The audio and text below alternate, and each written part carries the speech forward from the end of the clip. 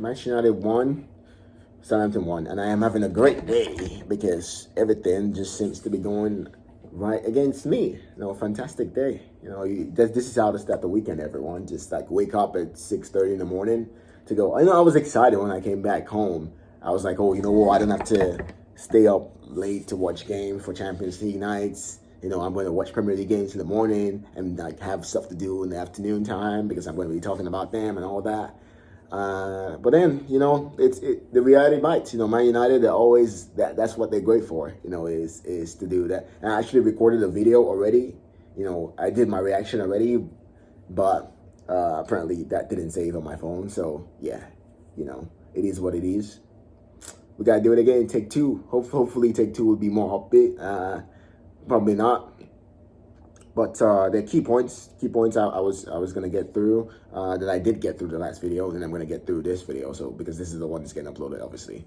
But yeah, again, Man United will start the game, confident, looking good, and you look at that team after the first 25 minutes, you're like, how has this team got 39 points in February? How? And then they showed you how they've got 39 points with the performance for the rest of the game. Okay for the last 20 minutes in the first half. Okay, not terribly exposed. Although they had some moments where they could have been more clinical and they were way more expensive and they cost us way more problem. But then, halftime you're 1-0 up again and you're like, okay, lads, it's 1-0.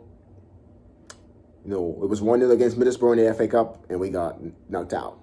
It was 1-0 against Burnley on Tuesday, and it became 1-1 at full time. And let's not do it again. Then what happens for third game in a row? They go and do it again. And at the end of the day, I said it before. I'll say it again. This is not Man United. This is not Manchester United because I remember watching. Obviously I don't remember the 60s because I wasn't born then. Don't really remember the 90s much because I didn't really spend that much time alive at that time. So I don't really remember much, but I remember the 90s. I remember the teens, and I remember Rooney, Van Persie, Van Nistelrooy, Roy Keane, the player, Ole Gunnar Solskjaer, not the manager. I mean, I remember the manager, but I'm talking about the player, Ole Gunnar Solskjaer. I remember Ronaldo, the actual Ronaldo, not this Ronaldo. This is not Ronaldo either. As much as that was not Manchester United today, that was not Cristiano Ronaldo. And the fact is, it's not witch hunting, it's not hatred, it's not hate speech or whatever it is that these other people are making it out to be. It's not any of that saying Ronaldo has declined, because Ronaldo has declined. That's just how it is. He was 37 last week, and he looks like he's 37. He looks like he's 37. And there's nothing wrong with saying that. It's not hate speech. It's not, I don't agree with the, Ronaldo is a pressing. I'm going to get over to the pressing fallacy. Because Man United are a team of contradictions and fallacy. Like the fans and the players and the owners and the board, they just have these like ideas in their heads that they come up with, and they like just speak it, and they're like, oh, this is it. This is fact. And the pressing thing, we're going to talk about that. But just on Ronaldo real quick, not going to spend much time on it, but he's declined. That's just how it is. He's declined. He's slower, not just physically, but even his mental game. Usually when players get older, you can still, they still have a mental, they still have mental awareness, and you can still see, like Mata, you can see that he doesn't have the legs anymore, but he still has, he's still one Mata. He's still one man, one field and all that. He's still that. He just doesn't have the legs to get around the field. But Ronaldo has actually lost some mental, I guess, Ronaldo is such a physical specimen that, that him struggling with his physical decline actually has cost him to mentally decline. I understand that because he's such a physical specimen that he's just so used to being fit and so used to being the fastest guy. And, he's not that anymore. His feet don't move as fast as they do, so his brain don't move as fast as it does. That's just how it is, and there's sometimes that he makes the intelligent run, but obviously we just don't have the players that match his intelligence. And I do agree with people who say if Ronaldo was at Manchester City, he would have, 30 goals. I agree with that, because how many goals does he have for us? And he plays for us. So I agree with the fact that he would still have 30 goals, but that doesn't mean, Man City, Sterling has how many goals?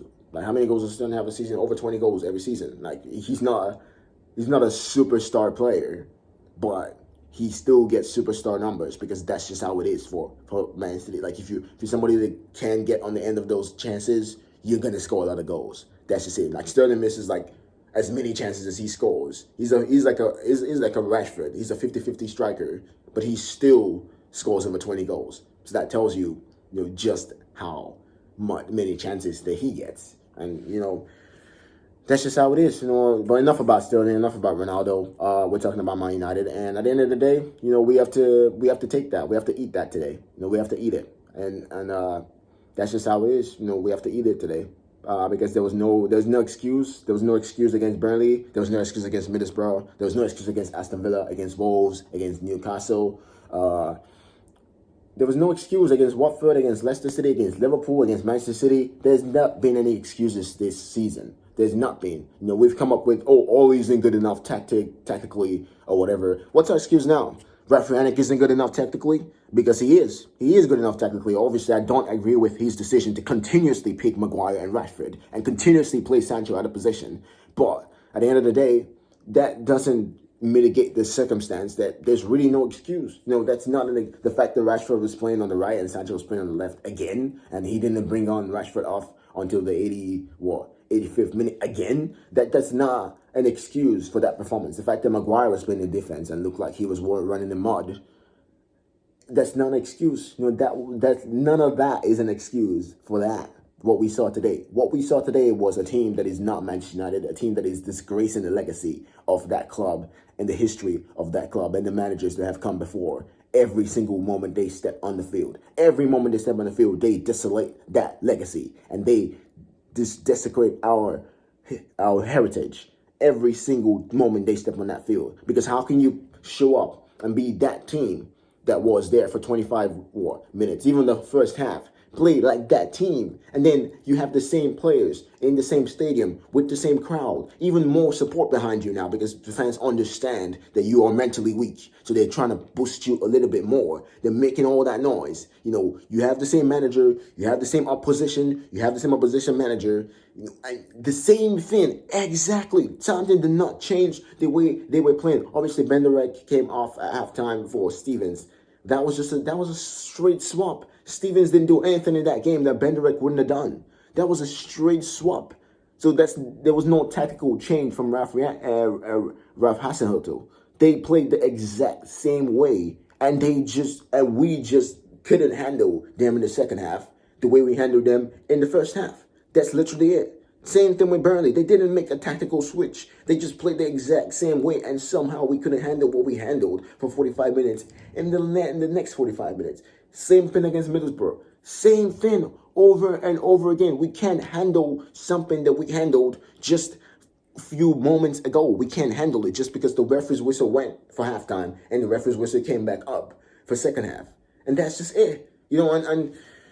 I would blame Ralph, but you can't blame Ralph because this isn't a Ralph problem. This isn't only going to social Ralph problem. This isn't a Mourinho Ralph only going to social problem. This is a Manchester United post-Ferguson problem. They just cannot get focused. The players cannot get focused. They can't keep their focus. They're always worried about, how many followers do I have on Twitter? Or is he going to pass the ball? Or how is that guy going to go? Or is the referee making the right decision? They're always worried about that. I mean, I forgot where it was. But there was a call against us, or there was offside against Ronaldo when he headed it into the net. And he was clearly offside because there was a cross that came in, and he was offside when that cross came in. And then Sancho flicked it up, and he was offside again. But then they kept arguing for like a minute with the referee. And it's like, if it wasn't offside, the referee would have said something. And they just kept arguing, and they just wasted a whole minute. In the game that's 1-1 with like 17 minutes to go, they wasted a whole minute arguing for offside when they could have just moved on because Vieira had a look and he was obviously offside. Even with the eye, we could see that he was offside. So I don't know why they spent all that time arguing with the referee. And that's it. That's the problem with this team. They cannot focus. They just are unable to focus. When we defend, they're not able to focus because the goal they scored came from Bruno Fernandes. No, again, now we are the pressing fallacy. There's this pressing fallacy that we have in our head, and probably Rannick has in his head. Manchester United are not a pressing team. The personnel we have at our club is not going to be able to play a pressing game. They're just not going to be able to do it. They're not.